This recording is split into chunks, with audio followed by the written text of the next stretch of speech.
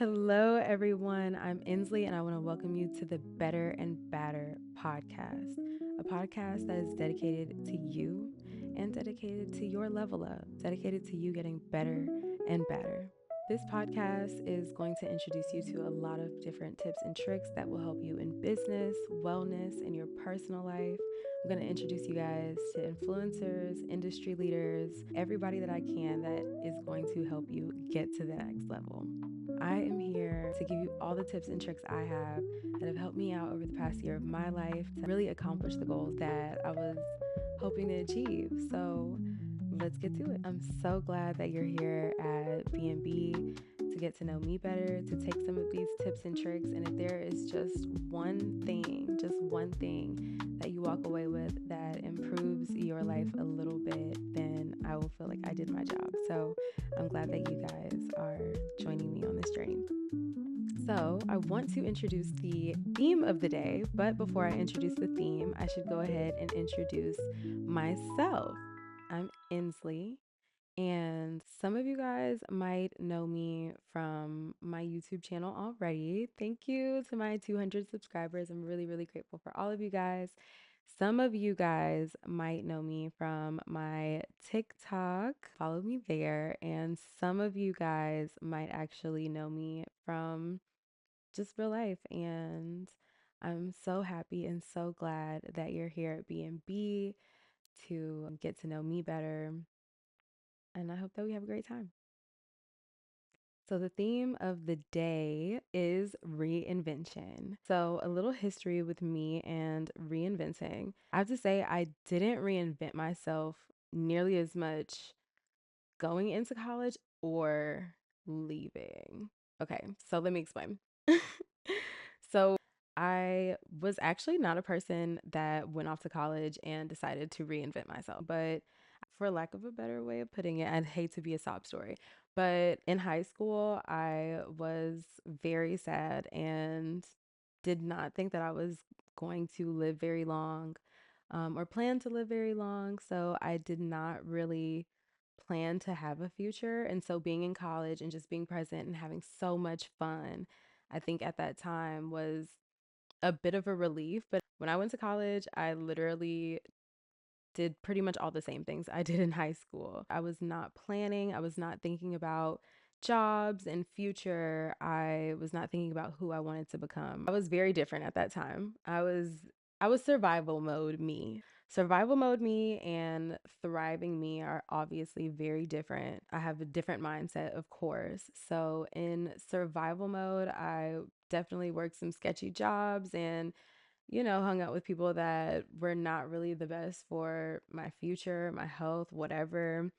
I just kind of was making it from one day to the next, hoping that something good was going to happen and hoping that something good was going to turn out of it, not really planning and not really being cognizant of or like being aware of who it was that I wanted to become. I was just kind of living for the day. And my senior year of college, a family member of mine convinced me that it was a really, really good idea to go on a trip with a friend of theirs.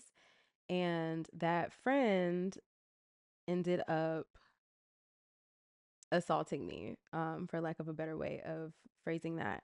So, with that and that happening, like literally the semester that I was supposed to graduate, and I did graduate on time. So, the semester that I did graduate, with that happening, the semester I did graduate, I wasn't really thinking of who I wanted to be when I left college. I can't believe I bared it all like that. Thank God I was, 19 or 20, but yeah, that was me in survival mode back then. So if I had to say anything was the first step in reinventing yourself, the absolute first thing that you have to do is you have to picture who you want to become.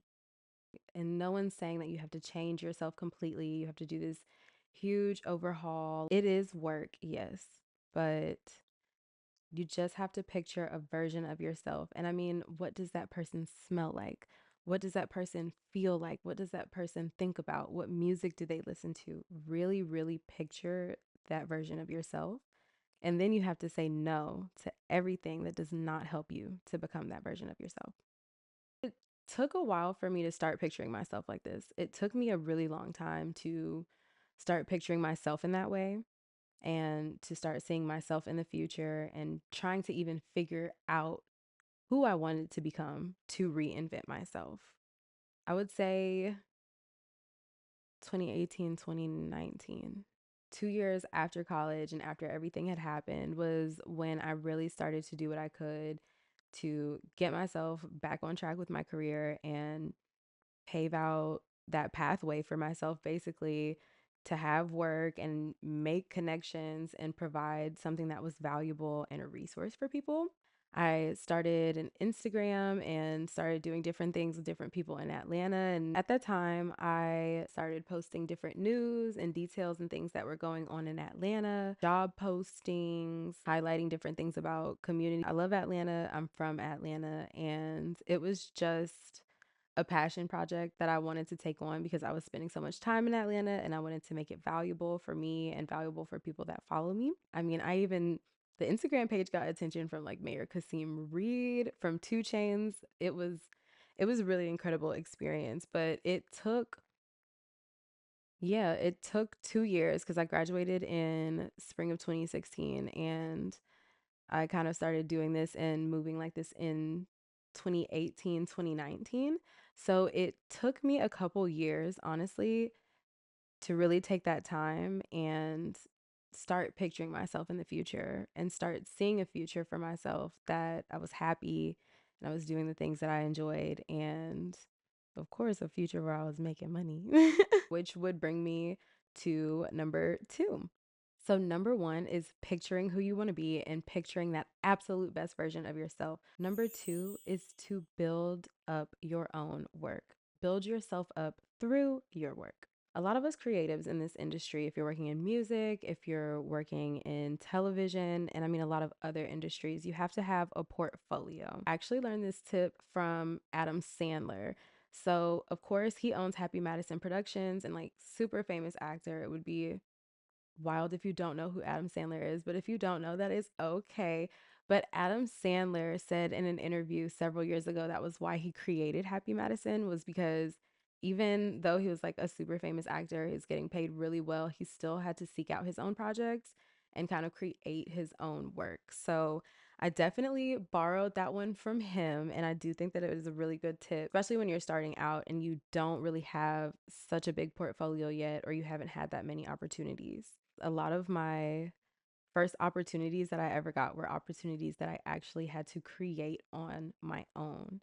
And I will say, when I got started doing this and I started adding to my portfolio and really stepping back and looking at the work that I was coming up with, I felt really, really good about myself. I was really proud of the work that I was doing. So it was really easy to feel accomplished and to feel a sense of belonging and not feel like I'm an outsider looking in, working in my industry, or that I have imposter syndrome, because I was able to actually build myself up through the opportunities that I created for myself. If you think about it like you're becoming a brand, whatever your brand is, whatever it is that you want to represent, you build yourself up through those things. So you start really thinking about what events you might want to attend. You start thinking more closely about whether that person you're dating is actually a bad look for you. You start thinking about things in a really, really smart way when you build yourself up and kind of think of yourself as a brand. So I'm not saying to throw yourself into your work completely. No, I am not saying to work, work, work and not think about your personal life. But I am saying to think of yourself as something that is distinguished, a distinguished concept and distinguishable, something that's easy to spot out and uniquely you. The third step, and I feel like this one is going to be everybody's favorite, is be delusional.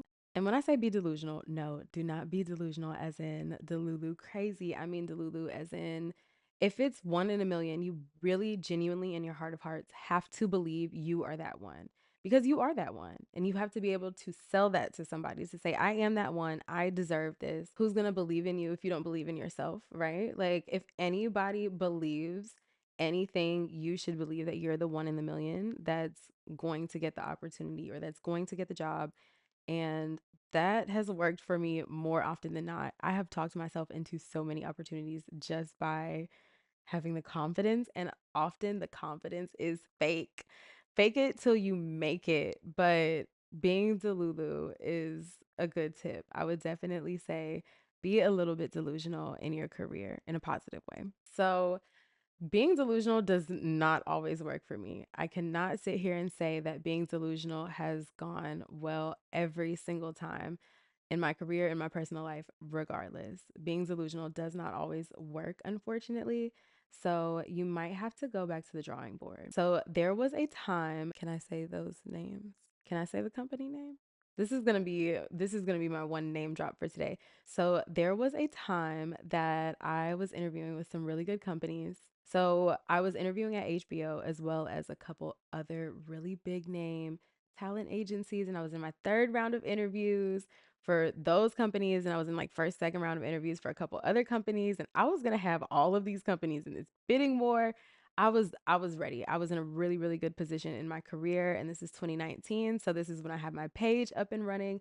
There's just so many things that are going right and so many opportunities that I was able to talk myself into. Then 2020 comes, and I feel like everyone can guess what happened in 2020. I had to go back to the drawing board. I was, like I said, third round interviews. Every single company went on a hiring freeze at the exact same time.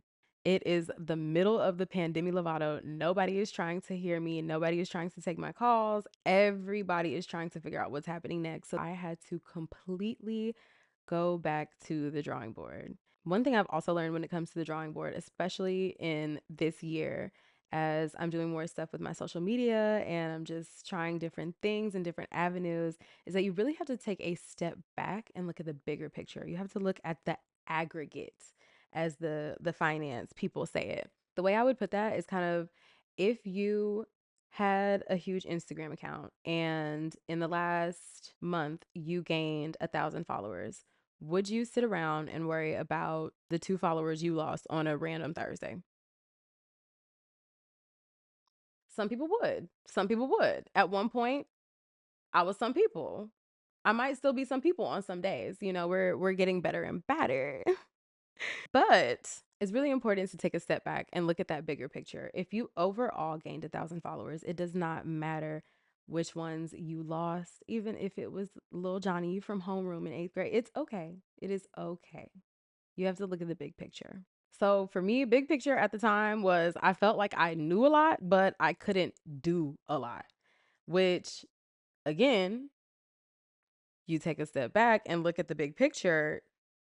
When I kind of reevaluated how I measured success, I realized the knowledge that I had actually put me in a better position. But on a much more personal level, I measure success. I measure success through a few different means. One of those is self mastery. I want to know myself, and I want to know myself so well that if somebody tells me about myself, I can just go, girl, no. And not in a combative way, but in a way that I truly just am sitting in my skin, cozy and understanding of who I am. Another one, and this is one that I feel like I'm working on and will constantly be working on, is self reliance. The need to not need validation. That is a really, really important one, especially for someone who is an ex people pleaser. It's me, Judge. I did it. As an ex people pleaser, I definitely find it important to get that self reliance, to not need to make other people happy. My parents, my friends, the people I'm dating, nobody, to make sure that I'm happy and that I'm happy with who I'm becoming. And I think the most important measure of success, the most important measure of all, is realness, honey. Realness is so important and it is so hard to come by. Realness is not something that you can fake. When someone is being genuine, when someone is being authentic, when someone is being themselves, that is not something you can fake. And it's not something that you want to do just for the sake of being able to say on Instagram, I'm so authentic. Being authentic is important because when you let your soul lead, instead of letting your ego lead, because the soul is who you are and who you are destined to be. And that's who you have to listen to. When you let your ego lead, that's your personality. If you listen to your soul over your ego, you will get so much further, so much quicker. You will be so much happier. And I think that to me, that realness and that authenticity is probably the most important measure of success for me. And then last but not least, a big measure of success for me, and of course, a big measure of success for a lot of people, especially in America, is my quality of life. Quality of life is so important, and it's not just a money thing. It is not about how much you can spend on the weekends or how much disposable income you have or whether you're able to save up for a house. So it's understandable that that is not what I'm getting at here. Quality of life is about those little things that you're able to do, those little things that improve your day to day. For me, that's having a planner, that's having a journal, that's having notebooks to write down all of my ideas, that's having candles, that's putting eucalyptus in my shower, that's cooking good meals. Your quality of life can mean so many different things, and it does not have to mean spending money. It does not have to mean doing fancy things or going to fancy places. Quality of life is really when the peace in you starts to look like the peace around you. You can feel that quality of life in your apartment. You can feel that quality of life in your car. You can feel those little touches, those little things that you can do to improve. One way I measure success is by benchmarking. I learned this when I was in school in undergrad, and benchmarking is exactly what it sounds like. It's if you're running a race and you know you have a marathon, every now and again you stop and you hit that bench. You check and see how things are going. If you are looking at this video now, if you are seeing this, this is the perfect time to set a goal for Q4 for the last 3 months of the year. You will be ahead of the curve. You will be ahead of all of those New Year resolutions, and you will actually have a chance to benchmark at the New Year and see how you're doing. Reinvention is the process of making something entirely different to the point that it seems like it's new. And yes, I want you guys to glow up. I want you guys to act brand new in the best of ways. I want you guys to feel like a new person. And it's not a thing that you have to wait until the new year to do. It's not something that you have to have a resolution to do. If you give yourself a goal, I guarantee you'll be able to achieve it. So once you set your goals, give yourself a little timeline, 3 weeks, 3 months, whatever your timeline is. And if you're seeing this now, it is perfect. It is the perfect time of year to set a 3 month goal. We are in Q4. If you set a 3 month goal now, you are ahead of the curve for the new year. You will already have a jump on all of those goals and things that you want to achieve in the next year. You are going to be ahead of it. I feel like we are all connected by the fact that we want better and we want more for ourselves. Every single one of us that's here, especially if you're listening to this right now, that means that you're on the right path, that you're doing the right things, and that you're invested. And it is so simple. Now that you already have realized it, now that you've already taken the very first step to take these next four super simple steps to reinventing yourself. So, with those four steps, you can actually get started really quickly and really easily on reinventing yourself. I'm so happy again to have this space. I'm so happy that you tuned in to Be and Be, the Better and Badder podcast that is dedicated to the best version of you. You're already on the way. Drop a comment and let me know, what does that version of yourself look like? Who do you want to become? And if you are already that version of yourself, what were some things that you did that helped you? And did any of these steps resonate with you? Did any of these steps help you along your journey? If you're seeing this on TikTok, give me a follow. If you're seeing this on YouTube, hit that subscribe button. If you're listening to my podcast, thank you, God. Stay tuned for more episodes. I will be back with more people. I will be interviewing. I'll be doing some of these episodes on my own. There is going to be so many different things that I'm going to offer. And I am so excited to join you on your journey to becoming better and badder. We are going to be the best version of ourselves. We are a family. We are in this Okay, I guess together, that's and it. I guess. you got this.